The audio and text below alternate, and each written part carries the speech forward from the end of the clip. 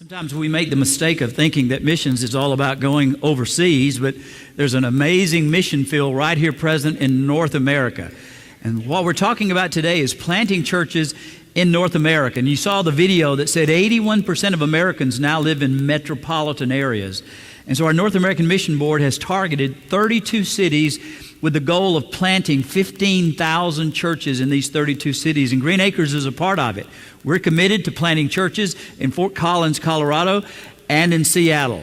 And you may not know too much about church planting, so we have an expert here to tell us about church planting. I want to introduce to you Ron Shepard, who is the executive director of the Puget Sound Baptist Association, and he's also the coordinator for the Sin City for the Seattle, Washington area.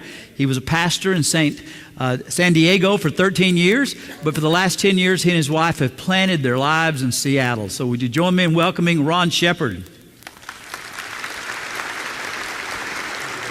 Very glad to have you.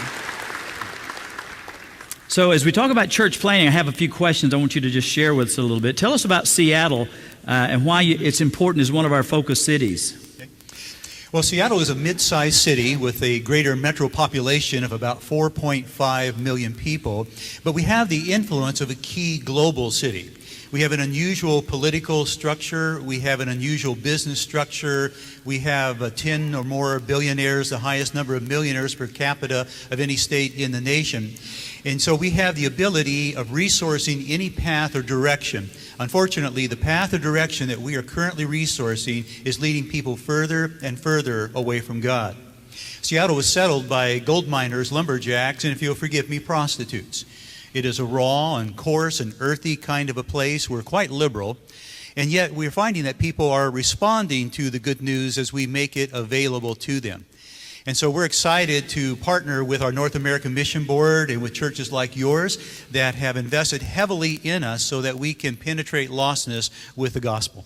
So we may not know much about church planting, we've heard of it, but tell us what church planting actually looks like in Seattle. Well, it looks very different. Of all the churches that we've planted, Pastor, in the past 15 years, only 3 of our churches have been able to purchase property. We meet wherever we can. It's a very highly relational model. We focus on 3 things, and that is to take the initiative in conversations and relationships. And then the second thing that we ask our planters and our leaders and lay people in general is to identify and get invited to existing groups that people are a part of in the neighborhoods and communities where they are. Eventually, people will want to come to our churches that we start, but first we need to go to their group life and engage there. And so we initiate, we get invited to other people's groups and experiences, and then thirdly, we ensure that spirituality is an early part of the conversation, that the gospel is not something we bring in late in the relationship, but on the front end of the relationship. And so we do this in various ways in our business relationships, our professional relationships. My wife Patty and I live in the city center of Seattle in a high-rise on 2nd and Pike. And we go out and we prayer walk in such a way that we sit down and share our story, share God's story, and invite a response. Yeah, I thought it was really interesting because we met Patty when we were there a few weeks ago, and you were in Atlanta at a NAM meeting, but Patty said when she prayer walks, the way she enters into a conversation with a young lady, she asks them about their body art, tattoos, because so many of the young women have body art, and that opens up a spiritual conversation. I thought that was really cool. Yeah, she's very effective. If you are a lady and you are a young adult, no older than 45, then my very white, untattooed, very modest wife has got you. She just comes along and she finds that people, the young ladies with tattoos, they absolutely mean a lot to them. And so Patty just says, tell me why that's important to you. And she gets into things. She met one lady that had some words tattooed up her leg. And Patty said, did you know that those words are found in the Bible? And she said, no, I've never read the Bible.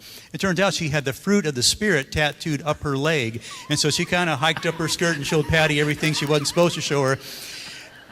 But when you show interest in people and meet them where they are, then they're interested in hearing what's interesting in you. And so Patty then turns the conversation and says, can I share with you what's important to me? And she presents Christ. Well, we live here in the buckle of the Bible Belt, where about at least 40% of the people in Tyler go to church pretty regularly. But you live in a totally different kind of culture. Tell us about the spiritual interest there. Well, we're intrigued by the fact that my wife Patty and I, and of course we're just indicative of the inner city Seattle, it's true of Bellevue and Tacoma and the other outlying smaller city areas. We have so far sat down and shared the gospel sat down with about 725 people and shared the gospel in part or in whole. And sometimes that's at a bus stop, on a train, in the elevator, in line at a cafe. And we don't always get the whole gospel out, but listen to this.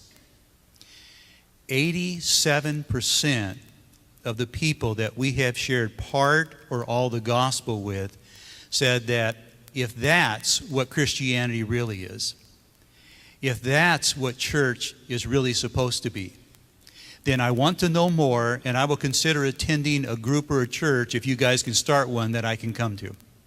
People are open to and responding to the gospel. About a third of our people have zero interest in any form of spirituality, even New Age and the modern stuff.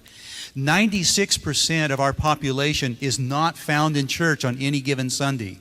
96% are not in church. But 87% of the people that we give the gospel, not our lifestyle, not our culture, not the other things, given the gospel, they say they want more. That's exciting. So if somebody in Tyler wanted to get involved in church planting in Seattle, what would be some of the next steps? Well, I'd say join and investigate becoming a part of a church planting team. There's an old African saying that if you want to go fast, go alone. If you want to go far, go with a team. We're finding that only church planting is going to get this done, and that in our urban and unchurched areas, it takes about 12 to 15 presentations of the gospel for an average adult to say yes. And we're finding that in our urban settings that a church has to restart its strategy 3 times.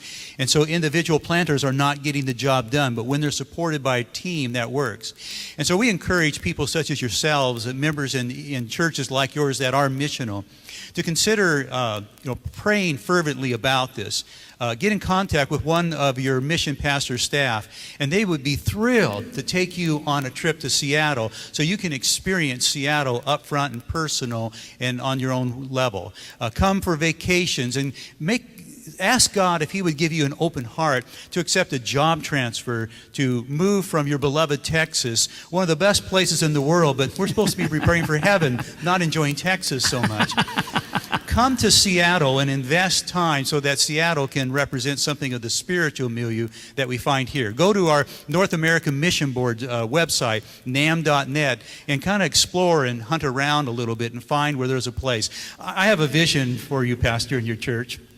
First, thank you. You are the most consistent and generous church of any church that we work with.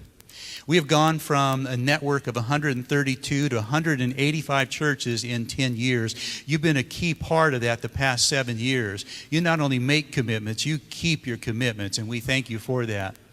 I live in a building, yes. Thank you, Green Acres Baptist Church. And in fact, under your pastor and mission team's leadership, you even increased the amount you're giving us next year compared to what you have given us this year. I live in a building with the 1%ers, and that's a great story. It's a miracle that I'm there. And I'd like to appeal to the 1% under your ministry. What if God could reveal to you that you're one of the 1% of the membership at Green Acres Baptist Church, that God is leading to engage and explore taking that job transfer and coming to Seattle in whatever field or study you're already in? That would mean about 45 or maybe 50 people. That means about 4 or 5 or maybe up to 10 or 11 of your families coming in the next 6 to 24 months and actually replanting your lives there with us. And if you're anything like the first service, we're well on our way. Pastor, we had 3 single ladies and 1 family that has already indicated that they're open and seriously praying about making just that move. So explore how it is that God is working in you and encouraging you to not just be a part of a great church, but be sent by a great church. Amen. Let's give a good round of applause to Ron and all the work God is doing there in Seattle. Thank you. Amen.